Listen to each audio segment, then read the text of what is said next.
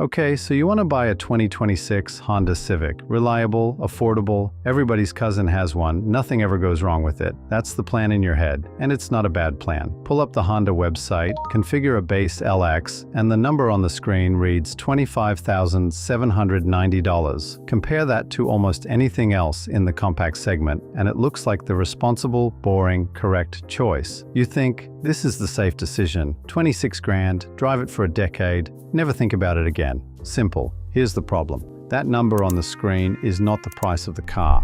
It is the price of walking into the conversation. The truth is that a Honda Civic is not really a $26,000 purchase. It is a 5 to 7 year financial commitment that happens to come with a steering wheel.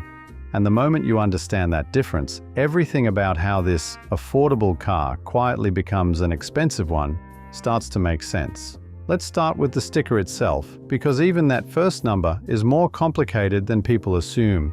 The 2026 Civic lineup isn't one price, it's a ladder. The base LX sedan starts at $25,790, including destination.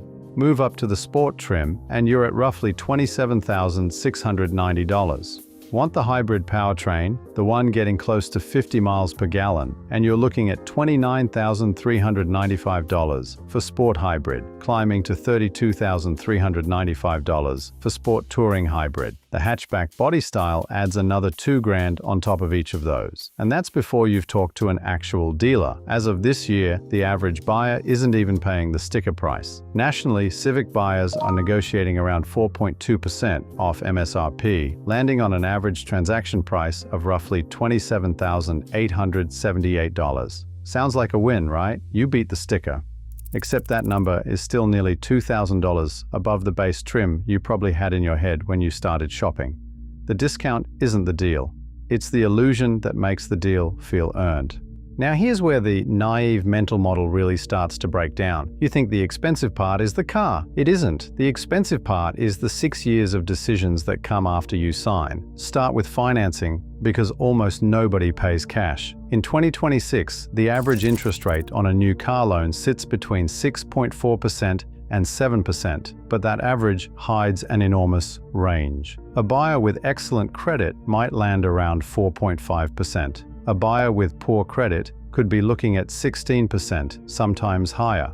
That single variable, your credit score, can be worth thousands of dollars on the exact same car. Run the standard numbers on a Civic bought at that $27,878 average price, with a 20% down payment and a 72-month loan at roughly 7%, and your monthly payment lands around $381. Over 6 years, you'll pay back close to $27,400 on top of your down payment, meaning the interest alone adds roughly $5,100 to a car that was supposed to be the affordable option. You didn't just buy a $28,000 car.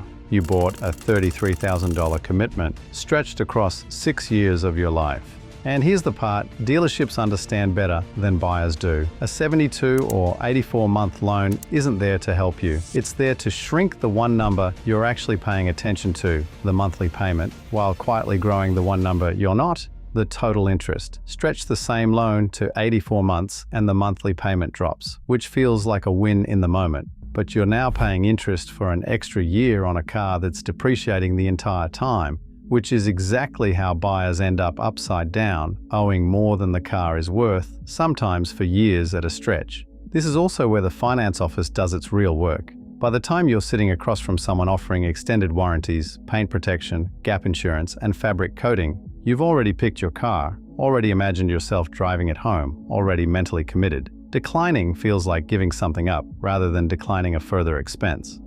Individually, some of these products aren't scams. Gap insurance can genuinely matter if you financed with a small down payment, since it covers the gap between what you owe and what the car is worth if it's totaled early in the loan. Extended warranties can make sense on a car you plan to keep well past the factory coverage window, but bundled together and presented in a small, windowless office at the exact moment you're least willing to say no, they can quietly add $2,000 to $4,000 to the final number without ever touching the sticker price you originally compared against when you started shopping. Most buyers never go back and recalculate calculate what their $26,000 car actually cost once every line item on that final paperwork is added up. Now let's talk about the cost that starts the second you drive off the lot, before you've made a single payment or added a single mile beyond the delivery drive. Depreciation. A new Civic loses value fastest in its first few years, tapering off after that. Over 5 years, a Civic depreciates by roughly 29%, dropping from around $27,500 in value to about $19,500, a loss of roughly $8,000 to $10,000 that has nothing to do with how well you take care of it.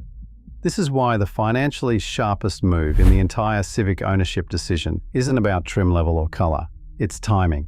A 2-year-old Civic can cost several $1,000s less than the identical new one, while someone else has already absorbed the steepest part of that depreciation curve for you. Insurance is the next line item almost nobody prices out before they buy, and it's a bigger number than people expect. The average annual cost to insure a Honda Civic is around $2,415, adding up to roughly $12,075 over 5 years. That figure assumes good credit and a clean driving record. Younger drivers, drivers in certain states, and drivers with any marks on their record can see that number climb substantially higher.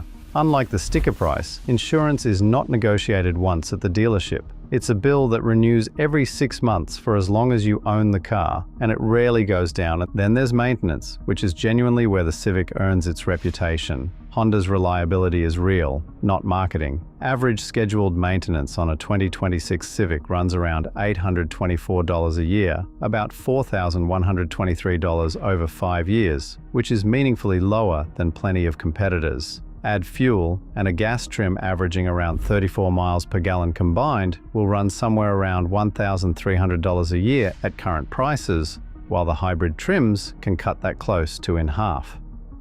That's the one place in this entire breakdown where paying more up front, the roughly $3,600 premium for the Sport Hybrid over the base Sport, can genuinely pay for itself over several years of ownership. It's one of the only decisions in this entire process where the math actually rewards spending more, not less. So add it up. Purchase price around $27,878. Financing interest around $5,100. Insurance around $12,075 over 5 years. Maintenance around $4,100. Fuel somewhere between $5,000 and $6,500 depending on trim. Layer in roughly $8,000 to $10,000 in depreciation, the value you lose even though it never leaves your bank account as a single bill. Add all of that together, and the realistic 5-year cost of owning this affordable $26,000 car lands somewhere between $60,000 and $68,000. Not because anything went wrong, because that's simply what it costs to keep a car insured, financed, fueled, and maintained for half a decade. Here's the honest split, the optimistic version and the realistic version, because they really do produce two different outcomes. In the optimistic scenario, you've got strong credit, you put a real down payment down, you skip the finance office add-ons, you keep the loan to 60 months instead of 72 or 84, and you either pay cash or refinance the moment rates improve. Under those conditions, that Civic really can be one of the cheapest ways to reliably get around for the next decade, low repair bills, strong resale value, minimal surprises. In the realistic scenario, you finance at the national average rate because your credit is merely fine, not excellent. You stretch to 72 or 84 months because it's the only way the monthly payment fits your budget. You leave the finance office with an extra product or two you didn't plan on. Insurance runs above average because of your age or your zip code. None of that is reckless, it's just normal. And normal, compounded over 6 years, is the difference between a car that quietly costs $60,000 and one that quietly costs $70,000 without a single dramatic moment along the way. No accident, no scandal, just a slightly higher rate, a slightly longer loan, a slightly bigger add-on package, compounding month after month until the number at the end looks nothing like the one on the window sticker. So if you do decide to buy that 2026 Civic, remember the one thing that actually determines what it costs you. It was never really about the price tag in the window. It's about whether you can survive the 6 years that come after you drive it home.